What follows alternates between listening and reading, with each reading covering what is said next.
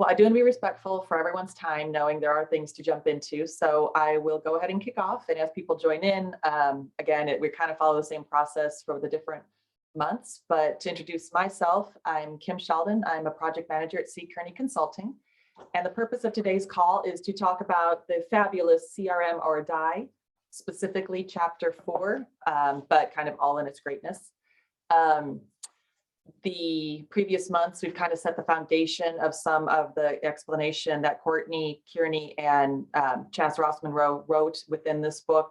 And each month we're tracking through kind of a deeper dive into each chapter. So I want to introduce myself again with CKC Consulting. I sit in a Dallas suburb of McKinney, north of Dallas. So in traffic, I'm actually closer to Oklahoma than I am to the city of Dallas, but by miles closer to Dallas.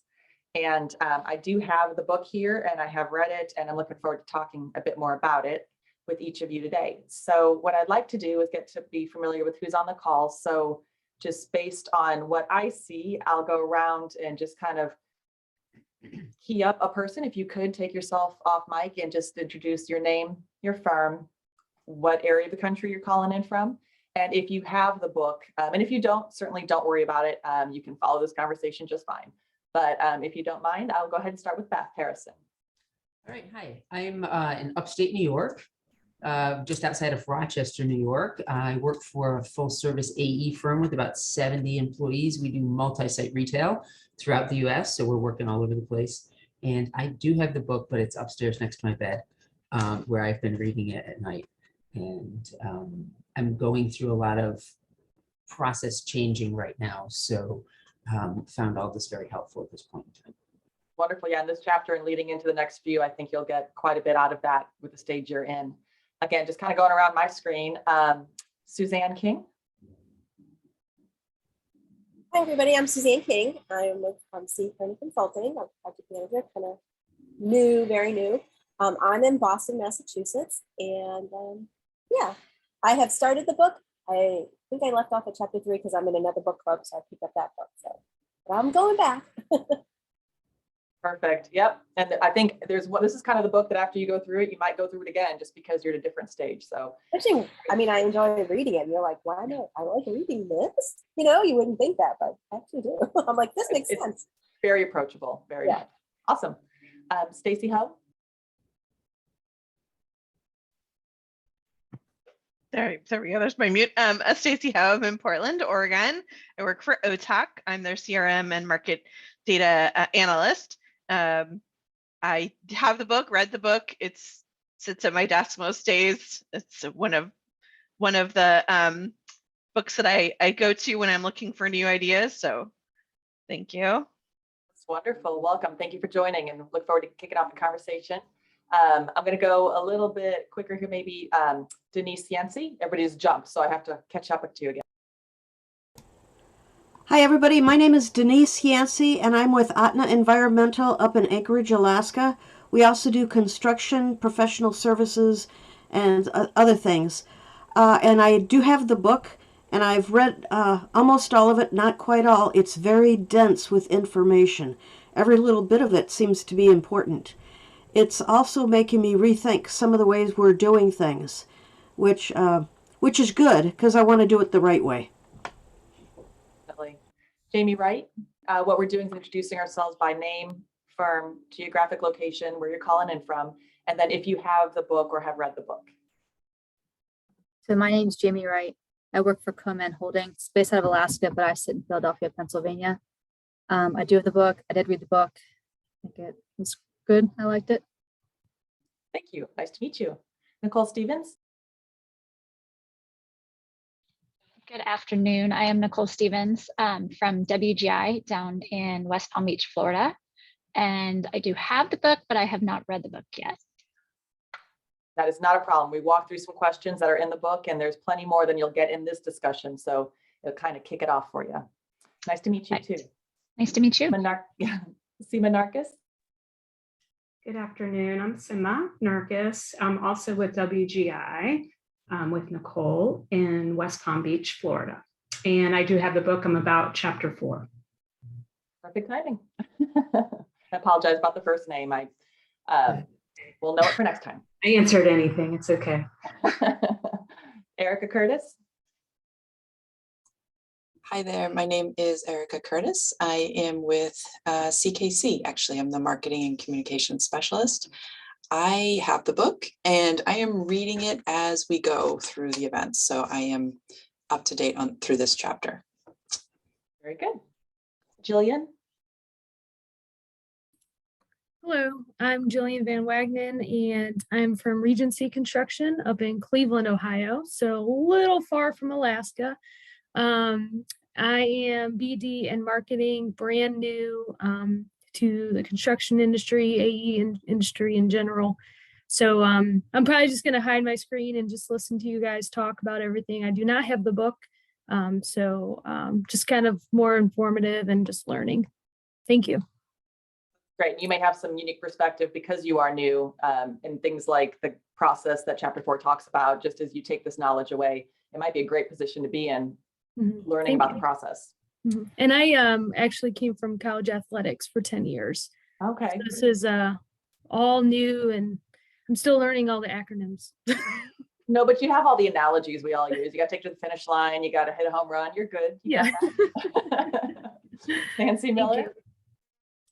Hi, I'm Nancy Miller with Crow Sanderson Construction Company up here in Minnesota.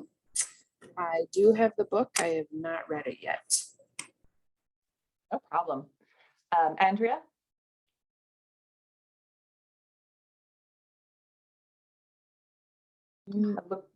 Did it unmute? Okay.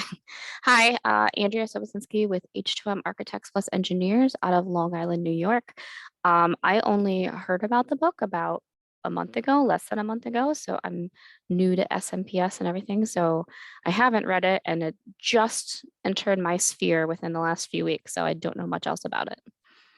That's wonderful. You'll pick up with what we're talking about, and Courtney Kearney and Chas Ross-Monroe are just so knowledgeable and so capable, and they wrote it last year and they launched it in like January. So this isn't been a bestseller for long. So you were catching it at a great time. So welcome. And we did a face changeroo. I don't know if y'all caught that. Courtney Kearney's name in the corner is actually Courtney Vance. Tell us more.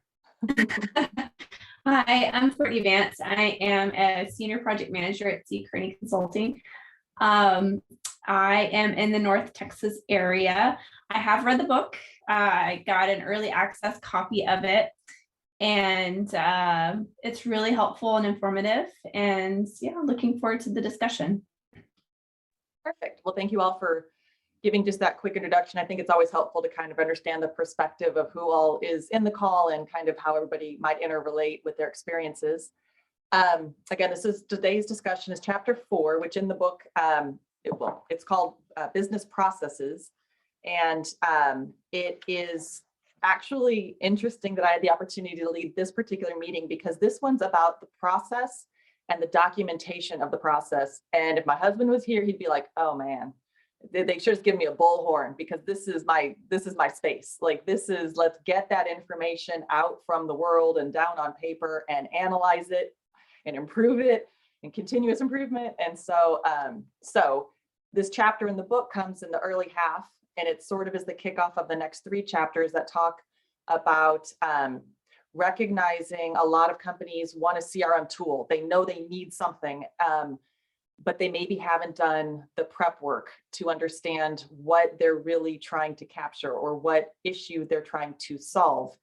They don't yet know internally what their process flow is for communication to then even be able to integrate a system in. So the CRM journey is in this book, and in the experience from Courtney and Chas, they stress it's not about the tool that you choose as a CRM solution. It is really understanding your company, how it works, what the company customers' interactions are, and being able to find the right solution for that, which may not be technology. It may be though, but just unearthing those issues. So for this chapter, what's been dropped into the chat are the questions that appear at the back of every chapter. And for those who don't have the book, it's really, really exceptionally laid out, where there is content and then there's a case study to kind of put it all into practice so you can visualize it. differently within the chapter. And then they wrap up with the self-assessment questions, which is what these are. And again, this chapter 4, the takeaways are that there's the process mapping within your firm is the first step in preparing for an integrated CRM solution. So the first question that we have is, has anyone on the call led or been a part of any sort of documentation mapping within your firm? Like Denise, you had said maybe you're rethinking some things. Did you go through a process, or is this sort of making you realize the importance of documenting a process? Since we're still implementing the change, we're changing things as we go, and then we use it for a while and we're still finding things that should be nudged. So we do plan on writing down things, but right now it's too soon. Right, and But that's yes, where the magic Post-it notes, you end up needing more and then layering with arrows and like an editor's markings. I understand. Right. Has that been similar to anyone else's experience with mapping? I don't know if we have such a formal process, but we did map. We have a document that is actually a map of like a flow chart more. And so we, go through the steps and then sort of outline what things need to happen in the system, sort of at each of those steps around, starting with networking, you're out doing whatever, coming back, and what do you do as you move through the proposal process, and then even through the award and, setting up the project and things like that. So we've mapped the whole process, but I don't know, it was sort of just, we have a great creative group. So we just sketched some things on paper and, it wasn't much of a discussion, I would say. Right. No, I think that's a great starting point to understand, or not starting point, you've gotten yourself most of the way there. What I would recommend also is understanding what roles and what people are involved at those stages, knowing that this is what we do, but then kind of the ownership of who's doing it for the accountability's sake, but also just knowing that it can get done. And it's great if you have a creative team. In the book, there's a small photo of it. And then when Courtney was doing her talk earlier this week that you can access, I believe, on the website at this point, but we had a map CX experience with what CKC does. And it's so visual and it's fun and it, it comes to life that way. But I am much more like the Visio with the nodes of the box that does the arrow, which is probably why my husband's like enough. But however you capture it, whether it is Post-it notes on a giant whiteboard or if it's something more visual, gathering that information is critical. Is anyone else in the middle of doing a mapping or have experience mapping? We just started with Mural. I'm new to my firm, and so we used Mural to whiteboard it. They had recently launched a new BD process. They call it WinMap. It's like an internal process. And so what I've been doing is aligning our stages and our opportunities to their new BD process. And so creating that flow chart in Mural, and then having our graphic designers develop that into the design documentation for the documentation part of it.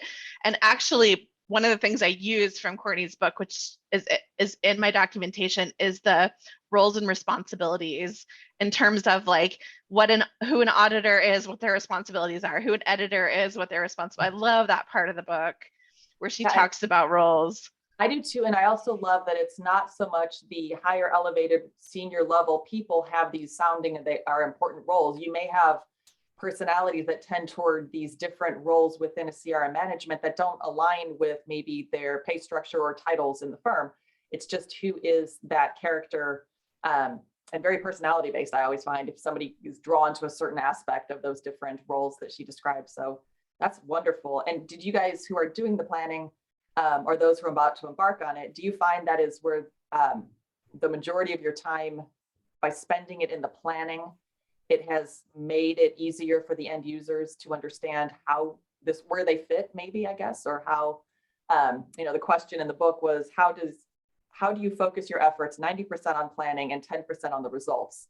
So these meetings that were had, did it seem well worth the time and to put into the planning? But we did the planning about 4 or 5 years ago now when we got a CRM. But by we, I mean I did the planning because no one else, we were about 35 people then and no one really cared all that much, right? They're like, hey, I was the first marketing person. It was the first time anything was happening. So it's mapped out, but it's not exactly what we do. And I have a marketing coordinator. Now we're up to 70 people, marketing coordinator starting on Monday. So we are remapping the process and redoing it. And there's a lot more buy-in now from the owners. So when we relook at it, there'll be other people looking at it. And I think it will be far more successful. So I would say having the map was successful for me so that I could tell people what I was doing. But now with more buy-in, obviously, that'll be even better for everyone, because now that we're doing more proposals, they're struggling with, well, how does this one work? And how does that one work? And we have people that are, everyone knows them, the rogue ones that are like, I got this, soup to nuts, I don't need you for anything. And someone else is like, what do I do? Help, I need everything.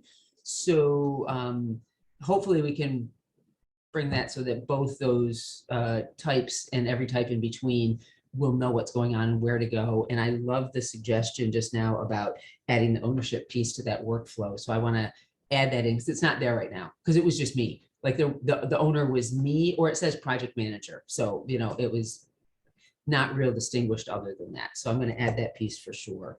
And we're going to map a whole bunch of other stuff too, but we want to change that one up a little bit now.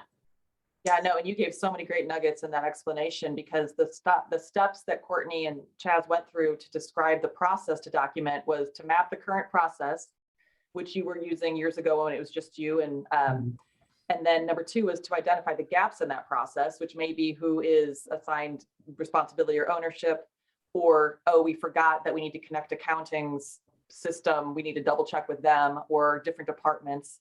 The third step is review the process. Fourth is improve the process. And then 5 is monitor. And improvements could be things like workflows, who triggers when something happens. Does IT get told? So the job site trailer, it's an example that Courtney had used recently, but like, what else happens? And it's not always just marketing or BD. You kind of, silo it. You realize it has to touch other areas, and whether a software does that automatically or it's just a trigger of a person. Improving the process and monitoring. And for monitoring, at first, you might touch it a little more frequently, just that, like, let's make sure things are going out and people are told, or they know to fill out the questionnaire at the right time of the life cycle. And then stretching that out. It is running well, but to your point now, with the growth you've had and new people coming on, assessing it even like every 6 months or every year or so, maybe no longer than that, because with reliance on technologies, there are new features that can come on board, and you can look back and then now you're in a totally different space and you realize, you kind of shaped it a little different, and then that took on a whole life of its own, and suddenly you're removed from what the original steps were, and you want to add in those new, or you want to kind of refocus. And has anyone had a chance, if they've had a process in place, that when you revisit it, you kind of realize, oh, look, we're not really following it anymore, or we do all that, but we found these other steps are important, let's document those? Is that something anyone's experienced? I think there's a lot of steps in ours that we just pass over. They're not utilized a lot. Most of our proposals are like, how much is it going to cost to do this? There's not resumes, there's not project descriptions. It's just, here's the scope, here's the price, here's what we're not including in that price. They want a lump sum fee. So while we have a whole process mapped out for every, for the biggest proposal we might get, 95% of our proposals are the smallest proposal we might get. So we skip a lot of it. So I want to remap it to show if it's this kind of proposal, if you're going to skip right to step number 7, we're going to bypass all the rest of this. Right now, it just shows the whole process as if you're going to go through it. And we really just kind of chunk a whole big piece of it together and skip right over it. Yeah, I find as you talk about the proposals getting bigger and resumes and things, and when I was working for a GC, I found that when we needed to identify the years of experience for some of our team members that we didn't often use, I'd ask payroll or accounting for that information. And it took a really long time to get it back from what I thought I was asking. And I called a meeting and just, sat with the person who I was leaning on for this. And I was like, I obviously don't know what I'm asking. Like, is it bad? And she's like, some of it's, and this is a little bit dated story, but she's like, some of it's in hard copy. Some of it, she would always give me the years. So Kim's been there 13 years, Courtney's been there. And I was like, can you give me the date of hire? I can always calculate it then. But just even in that what I was asking for, she was doing, but then she was mathing it out herself, and she was going, and I was like, we can just work through this in chunks. I need this for this proposal, but just even that interrelationship And then if you have a place, which that was an Excel spreadsheet, but it was awesome because it was always the right date hired and I could calculate it and I didn't have to keep leaning and asking. What I didn't know was a big ask. You know, you see, you're like, open a file drawer. And I was like, I did not mean that. No one should have to open a file drawer to get me an answer. But, you know, just working with the other departments and realizing what we could research in our free time, as we called it, just to have those tools at the ready. I know that was part of the process that we needed to make sure we included them so we weren't fire drill every time. The other part of this chapter, it describes the process and mapping everything, identifying, reviewing, improving. And then it kind of spins it, talking a little bit more about that the CX, the customer experience. And I really think for those who haven't read this chapter yet, or who just recently read it, I'd be curious to know your thoughts on when Courtney talks about flipping it and analyzing all the different roles, and it's like getting everyone involved. What were your thoughts on that? Was that an interesting way to also approach the process?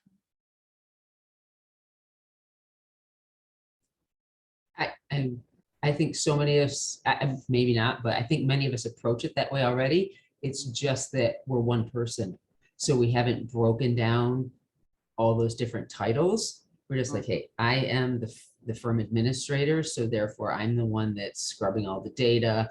I'm doing all the entry. I'm checking everything. I'm writing all the workflows. I'm asking people for stuff to get in there. I'm reminding people, can you please attach that email? It all comes from one person. And when I read that chapter, I started thinking, well, could I assign some of those tasks? Maybe not the actual administrative data entry type tasks. I don't think our owners are going to go for that. But some of those other tasks could be owner related and might get them a little more involved in the process that takes place. And I mean, they're definitely there. I work for a great firm that really get business development and what marketing does for them. So I feel very fortunate, but you know, to even see to a greater level, if they could have a little piece of that. Yeah, one of the things I'm writing into my documentation is data stewardship. So it's this idea of, you know, what a good data steward is. Sorry, I'm like, and what your role might be. So when I'm talking to project managers, I can explain what their role might be. When I'm talking to project coordinators, I can explain what their role might be. When I'm talking to somebody who has higher level access, I can talk about what their role might be. When I'm talking to my management team, I can, you know, so I have sort of these different definitions of stewardship for depending on who I'm talking to and who I'm training. Makes a lot of sense. I'm going to actually start having some training sessions for people to learn about the CRM that we use and what their role would be in it. So they'd all have different classes that they might come to based on that role. So that's a really good way to define that, I guess, and tell them why they're there, because this is their stewardship for the piece of it that they're involved in. Our company is made up now of like 12 different subsidiaries, and then it also has its contracting department, its finance department, human resources, all those things, IT. And when we were a small company, everybody knew each other, saw each other in the break room, stuff like that. But now that we've grown so much and we have hundreds of people and we're actually all over the United States, you can't do that anymore. So things that used to be just everybody knew now needs to be written down, you know, for so that we're all on the same page. And that's what I like about this chapter. Yeah, no, you're right. Speaking to scalability, like everyone needs to kind of see the whole picture. Those who come in new, you know, might add perspective from where they have been or can learn what the process is. And it's just an easier tool. So again, it's worth the time. They start this chapter with a quote from Albert Einstein. If I had an hour to solve a problem, I'd spend 55 minutes thinking about the problem and 5 minutes thinking about solutions. So it's sort of like peeling away the onion skin and just sort of seeing, you know, what the questions are, is it the root of the question that's being asked, whether it's in a proposal or when you're trying to figure out how do we interact with our clients, at what time points do we touch, but just kind of recognizing what the goal is and analyzing what might be the problem and processing processing the process, I guess is where I was going with that, but developing a process and capturing it. In the next week or next month, chapter 5, it talks more about preparation is key. And then I was going to flip ahead to see what the chapter for 6 is. But again, these next series is evaluate and select as far as the preparation. But these 3, chapter 4, 5, and 6, kind of talk more about the documentation process, what is going on internally to build on the foundation. But I would just encourage you all who have been doing the mapping to stick with it and kind of think like we talked about today on some of the other roles, looking for the gaps in the information. And if you have something that's been in place, just kind of recognizing, Courtney talked about, touching back on looking at it in reflection on what you're currently doing, seeing if it needs to be revised or changed because of any changes within the company. And if you are just a one-man band doing it, recognizing, well, what am I doing? Because sometimes we work fast and then you realize somebody got caught in a gap and you maybe didn't enter their information, or you've been using your phone so much, then you go and look and they're not even in your contacts the right way for your email account or something silly. But just making sure the best practices get set up for the data to be accurate and accessible. We do have a few minutes left. Does anyone have any other perspectives of the book as a whole, or just this chapter, or any thoughts they want to share? I am curious, for those of you that are going through process or anything documentation is, do you have, or do you fight the form to fill out the database? Like, do you have somebody fill out a form and then send it to somebody in order to get your CRM data in?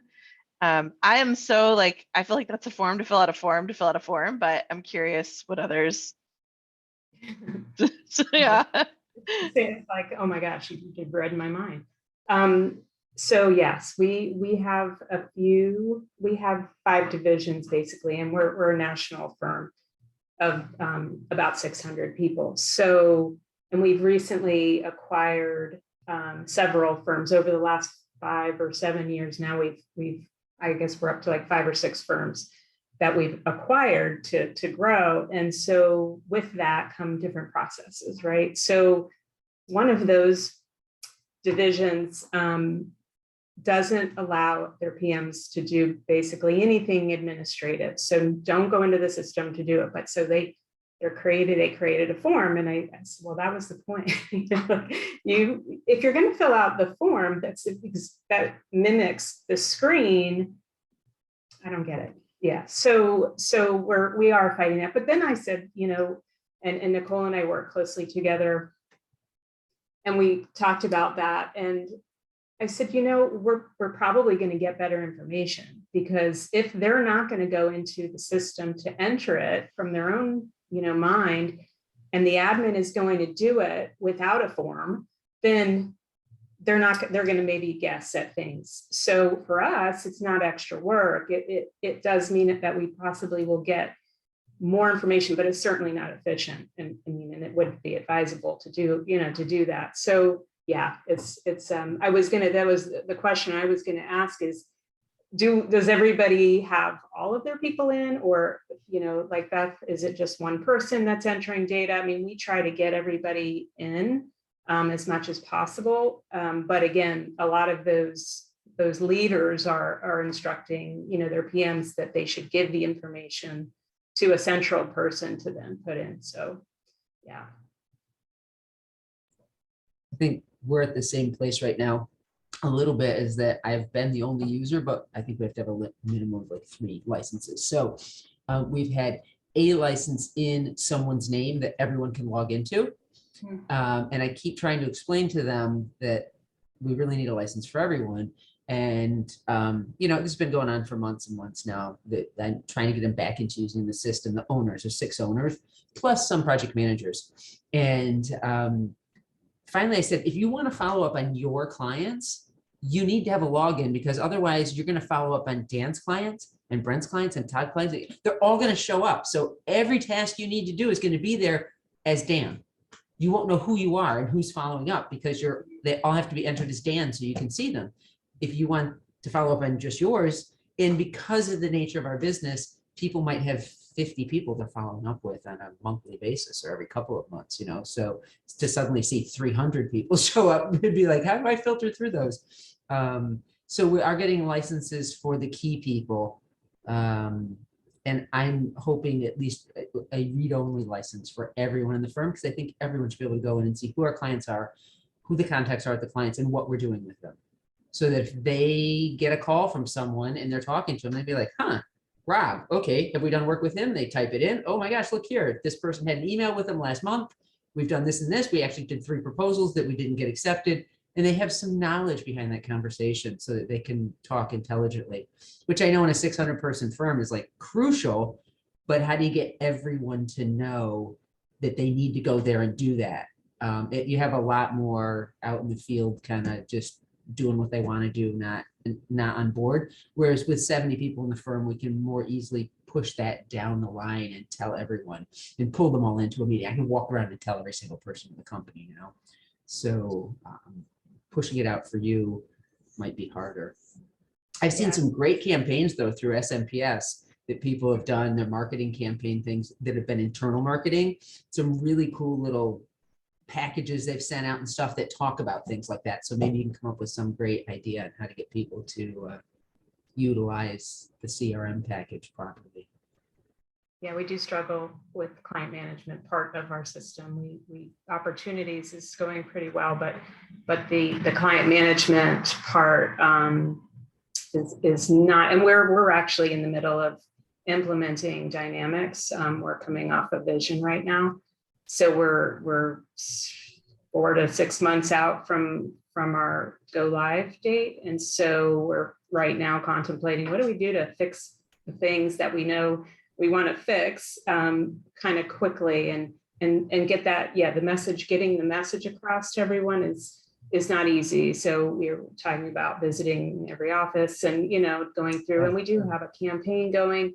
And like I said, I mentioned our creative group, they're awesome, but they created little robots for, you know, one for our ERP, one for our CRM, and they sort of interact and they built them actually. So it's interesting and it can work, but it's and maybe you have a way that you're doing, you know, kind of enforcing the accountability part of that. And what incentive do they have to go into your system to do that? Besides saying, you know, this is your one source of truth, and this is where you can find information and not duplicate your efforts with clients. And, you know, all of those things are what we say, but it doesn't always resonate, I think, with everyone. Yeah, So especially not when there's 600. Yeah. I'm curious on that note, you're saying that, you know, your opportunity side is going well, but the CRM side, maybe not as much. I'm trying to figure out how in our software to get a good report that essentially has touches for a client or a contact. Like say the client's Taco Bell. I want to know how many contacts we have at Taco Bell and all the ways that anyone in the company has reached out to them with a meeting, a phone call, an email, anything that they've logged into the system. Or, you know, take Jim Smith at Taco Bell and say, okay, just that person alone, who's touched them and how many times. And I can't figure out how to get a report that'll actually do that. So you can look at something that's really comprehensive that I can put on when it's their time to reach back out to that person. I can just have this report run through a workflow, stick it up on their dashboard, and they can have it available to say, oh, I can see everything that I've done with this person in the last umpteen years, and be able to read through all that and see it. And does anyone use that sort of functionality, and how's it going? So there is that functionality. However, I think we're at time for the meeting and I've got another one bumped up. So once I close this call, it will end. But it's definitely something that we can have one of our BD people reach out to you and have a call offline about how to connect a report to your dashboard. It's a very simple process. But I can connect the report to the dashboard. I can't write the report. I don't know how to write that report. Yeah. I have lots of reports connected to the dashboard, but that report I can't figure out, which is nice and clean and says, here's every touch we've had with this person in date order. So we Yeah. see when we reached out last and how many times we've reached out and how it was done. Did we meet him? I want that too. Yeah. Yeah, well, we will we'll have Valerie reach out to you to see if that's something that we might be able to help you with. But thank you all for joining. We got to go, and we'll see you next time. Bye.